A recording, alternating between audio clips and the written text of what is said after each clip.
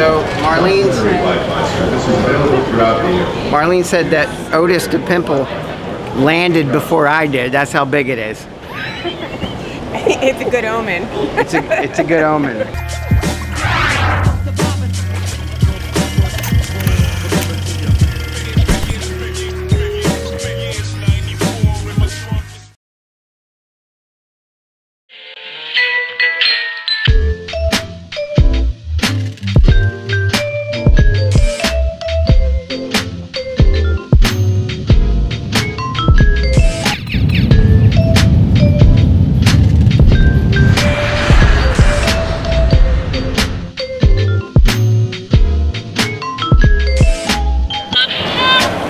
We made it to Detroit. We're going to DiNovi, which is kind of cool. Sounds like DiNovi and Associates, right? Detroit, the Motor City. I'm a little under the weather, but you know how you just got to get your mind right, because it's kind of all in your head when it comes to how you feel. You just got to psych yourself up and kind of do covert rehearsal. I am so tired. We've been traveling now for 2 weeks, just non-stop on planes. So, Raph, Marlene pointed out, which is a good point, every single time that I do a keynote or a workshop, I get this friggin' pimple right here. Like this, in the same exact spot, I get this pimple. And you might as well circle it. Yeah, it's so damn big. It's like you need to put some effects in there. Yeah, I feel like a friggin' unicorn, or a maybe a. It must be stress. Yeah, I think it's stress. I feel like a unicorn or some sort of, it's a horn. It's that big. But yeah, so today, hopefully we'll get a good night's sleep here in Michigan. It's a and good sign, it's good luck. Tomorrow is, we speak from 9:30 till 12, and then we do Q&A at 12 to 12:30. So it's me and Matt Linder, and our whole topic is defining organizational culture, how small teams drive culture, and how to increase employee engagement. And then the four pillars that many of you may be familiar with. Who here, by a show of hands, is a BCBA? All right, good. So we can really geek out over stuff. I'm excited.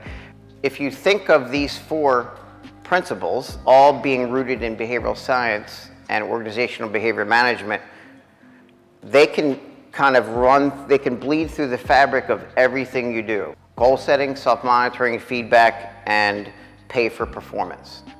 And I wanted to kind of touch on that a little bit today and talk a little bit about culture. It seems like it's a fancy word. Everyone uses the term culture and company culture, but we're going to talk a little bit about a definition of culture, because I got to see Centria's culture today and the time I was out. So what I wanted to say is that we work almost, last year when calculating it, we did almost 500,000 hours worked throughout New Jersey, Northern Delaware, Eastern Pennsylvania, the New York area. And what was interesting was that with all these different decisions that Matt Linder and myself are faced with, and our leaders in our company, I just wanted to say, the decisions that are thrown at you every single morning, you know, you just wake up ready for a problem, they're not that difficult.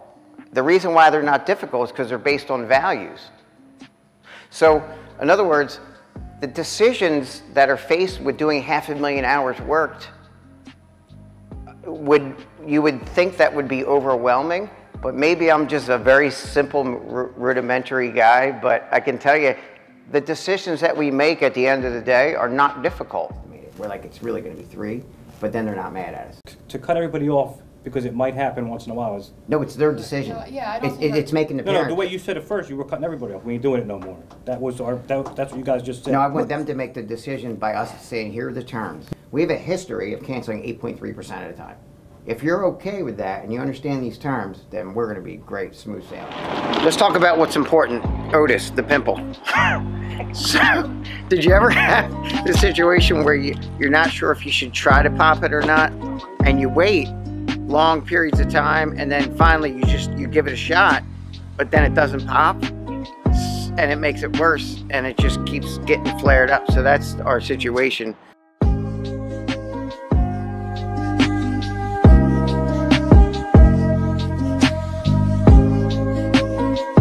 Close-up of the Cyclops.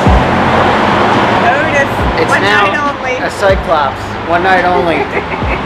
We're the premiere of Otis.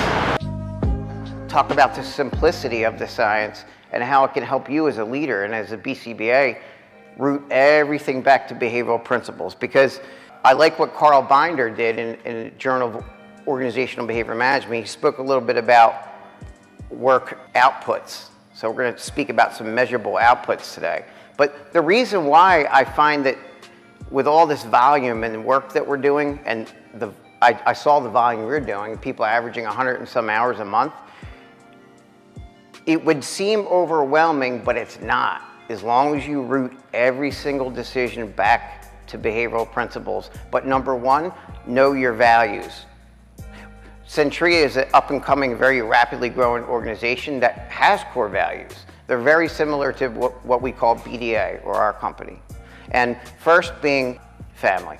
So anytime you're faced with a difficult decision, all of you that raise your hands as BCBAs, we're constantly faced with very challenging ethical quagmires. We go to a home and, you know, we see, for example, something going on that we're questioning, is that something we should report to the state? Is that learner going to be in a worse situation if we report it?